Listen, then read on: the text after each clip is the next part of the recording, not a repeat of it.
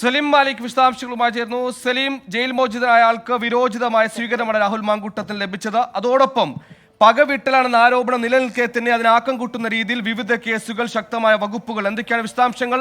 വലിയൊരു സന്ദേശം കൂടി പുറത്തു വരുന്നുണ്ടല്ലോ. എന്താണ് രാഹുൽ മാങ്കൂട്ടത്തിൽ പറയാൻ ഉദ്ദേശിക്കുന്ന രാഷ്ട്രീയം ഇനി അങ്ങോട്ട്?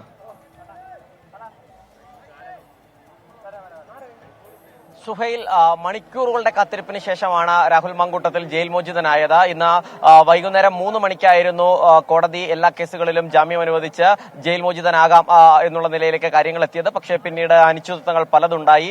അതിനുശേഷം മണിക്കൂറുകൾ നീണ്ട കാത്തിരിപ്പിനൊടുവിൽ 9 മണിക്ക് ശേഷം 9:15 രാഹുൽ മാങ്കൂട്ടത്തിൽ പുറത്തേക്കിറങ്ങിയത്. ജയിലിനുള്ളിലേക്ക് പോയ രാഹുൽ മാങ്കൂട്ടത്തിനേക്കാൾ കരുത്തനായ ഒരു രാഹുൽ മാങ്കൂട്ടത്തിനെ കാണാൻ കഴിഞ്ഞു. അത് സ്വീകരണത്തിന്റെ പേരിലാണെങ്കിലും ജയിൽ മോചിതനായ ശേഷമുള്ള പ്രവർത്തകരെ അഭിസംബോധന ചെയ്തതിലാണെങ്കിലും വർദ്ധിത വീര്യത്തോടെയുള്ള ഒരു രാഹുൽ മാങ്കൂട്ടത്തിനെയാണ് കാണാൻ കഴിഞ്ഞത്.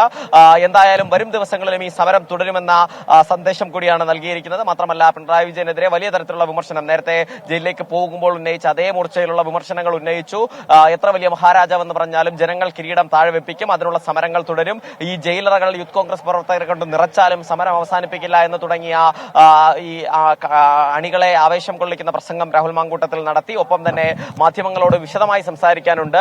അക്കാര്യങ്ങളെല്ലാം നാളെ KPCC-യിൽ വാർത്താ സമ്മേളനത്തിലൂടെ സംസാരിക്കുമെന്നും രാഹുൽ മാങ്കൂട്ടത്തിൽ അറിയിച്ചു.